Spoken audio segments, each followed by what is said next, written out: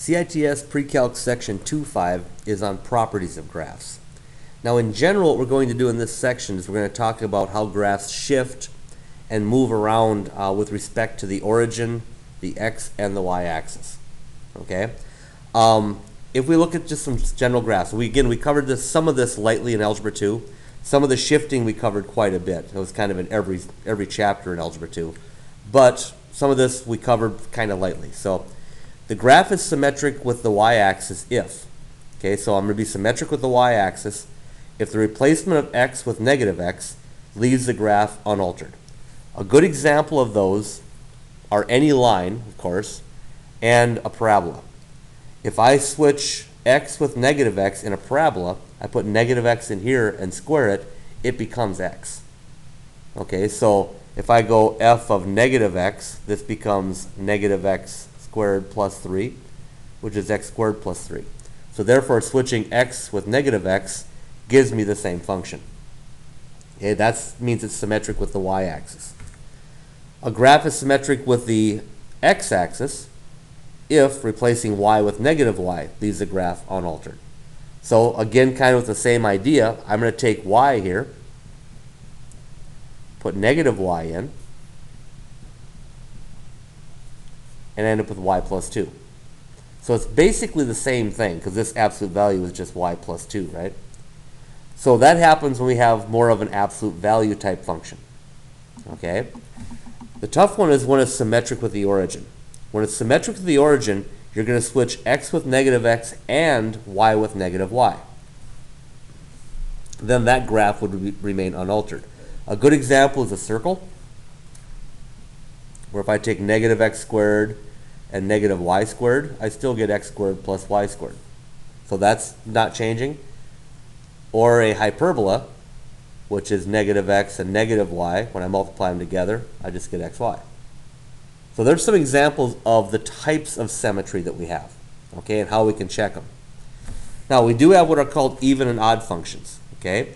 A function is even if I replace, or if and only if, f of negative x equals f of x for all x in the domain. In other words, if I switch x to negative x, I get the same value. It doesn't change. Okay, again, another good example is a parabola. A parabola is an even function. Okay? It's odd if I switch x with negative x and I get the opposite value of y. Okay, so I'm going to switch x around and I'm going to get the opposite value of y, and that is symmetric with the origin. An even function is symmetric with the y-axis. An odd function is symmetric to the origin. Okay, so just a couple of things there for you. Now here are our translations. We know that if we have a function and we add 3 to it, it should be a vertical shift. Okay, we're going to move it up 3 because we're outside of that bracket. If I subtract 3, it goes down 3. Okay, so it's going to be a vertical shift downward. If I put the number, change the number inside of the brackets, it changes to a shift the opposite of the number. So f of x minus 2 goes right 2, x plus 2 goes left 2. Okay, then we have our flips. We know if we do the opposite of a function, it reflects over the x-axis. We know that with the parabola, remember that we have, if I've got f of x equals 2x, that goes up. But if I have negative 2x, it flips over the x-axis and goes down. So if I have the negative out in front, or switch the value of the whole function, it flips over the x. If I switch the value of x within the function, it reflects over the y. And then I have my stretch. If I double it, it stretches on the y-axis, or it compresses on the y-axis if I change the coefficient in front. Okay, so general overview of what we're looking for. I've got just a few examples here. Again, this is stuff that was covered over a lot back in Algebra 2, so hopefully it's all review for you. If not, of course, we've got lots of time in class for questions. Now, section 2.5, number 8. What they want us to do on number 8 says determine whether the graph is symmetric with respect to the x-axis, the y-axis, the origin, or none. Okay? So what I'm trying to do is see if it's where it's symmetric to? Well, we can kind of look at it. We know it's a parabola, right? So if it's a parabola, we know that it's going to be symmetric with the y-axis. How do you prove that? Well, what you do is you find some points on that parabola. And technically we should find all the points on the parabola. But we'll find some points, and I've got 2, 0, 0, 4, and negative 2, 0. We're going to see if it alters it when I switch x with negative x. So I'm going to switch x with negative x. When I switch that, I get negative 2, 0. 0 doesn't really change. And that one I'm going to switch with there. Well, if you look at it, I get the same points. It's just I'm on the other side. So that means you can kind of turn it on the y-axis and get the same thing, or flip it over. So that one is symmetric with the y-axis. Now we're going to do the same thing here. Number 16 wants us to redraw this function. I'm going to have to expand this just a little bit so that it's symmetric with the origin. Double check to make sure. Yes, 16 wants us symmetric with the origin. Well, let's get a few points out of here again. I'm going to grab the points negative 4, 2, negative 3, 1, and 4, 0. Now, if it's symmetric with the origin, we have to switch both x and y around. Okay? So I'm going to switch both x and y around. So the new points I get, I'm going to switch negative 4 to 4, and negative 2 to 2, negative 3 to 3, and 1 to negative 1, and 4 to negative 4, and then to 0. Let's graph it and see what we get. I've got 4, negative 2, 3, negative 1, and negative 4, 0. Now that would be the graph reflected about the origin. Basically, the origin just spins it around the axis. Okay, it just kind of turns it and flips it around 180 degrees. You see how that works out? Now, number 30 asks us, is y equals 9 over x symmetric with respect to the origin? Again, symmetric with respect to the origin, I change both x and y. So y becomes negative y, x becomes negative x. Well, I can multiply both sides by negative 1, and I end up with y equals 9 over x. So is that symmetric with the origin? Yes, it is. I get the same function. Number 44 wants us to determine whether it's even, odd, or neither. Well, if you remember, we're going to go back and check.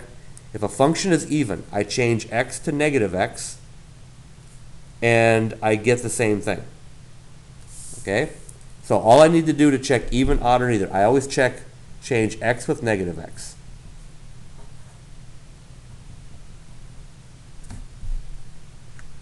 So u of negative x is equal to square root of 3 minus negative x squared is x squared. Now, the question is, did I get the same function? Yes, I did. If I get the same exact thing, this is even. Can't spell even. Now, how would I get odd? Well, if I had, let's say, u of x equals 3x minus 1. Let's just say 3x. Well, u of x then, u of negative x, would be 3 times negative x, which would be negative 3x. Notice the changing x would give me the complete opposite of the function, so this one would be odd. If I had added that 1 on the end, I would have had negative 3x plus 1, which is not the opposite, so that would have been neither. Number 52, they want us just to translate this graph a little bit. Okay, so first thing they want us to do is just shift it. The first one I'll do in red. G of x minus 1. That's going to shift it left and right on the x-axis because it's with the x. Always the opposite of what's in. So everything here is going to shift over 1.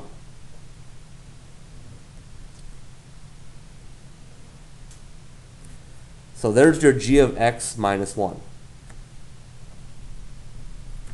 Okay, Okay, everything just shifted 1 to the right because it's the opposite of the brackets. G of x minus 1 here has the shift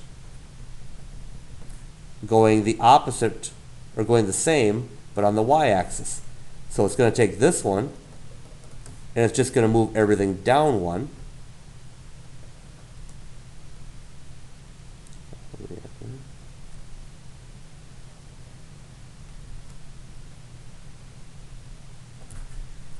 And there's our shift on the y-axis. Sorry, got a little bit low there.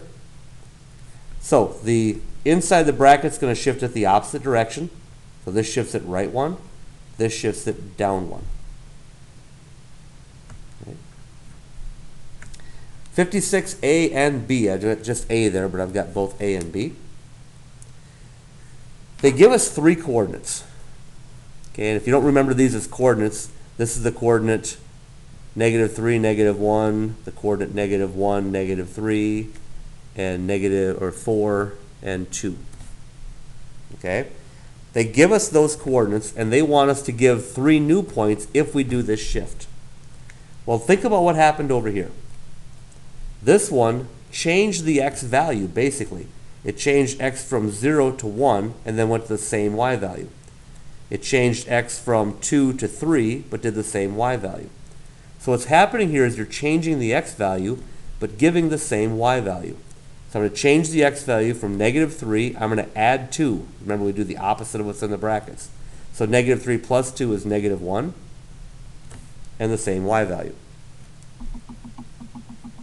-1 plus 2 is 1, same y value. And 4 plus 2 is 6, and the same y value. So changing inside changes all of the coordinates just by changing the x's but leaving the same y. Now this one's going to change just the y values. Notice I'm not changing the x's, but the y value is going to go down by 2. So -3, 1 is going to stay at -3 for the x, but the y value has got to go down by 2. -1 and -3 is going to go down by 2 on the y value. And the y value goes down by 2 there. Okay, so that's kind of a quick example of 2-5. I know even and odd functions can be a little bit of trouble. You'll probably have some questions when you get into those. Hopefully you remember your shifts, how things are slided and flipped around on the origin or the axis because of these changes. And that's what I got.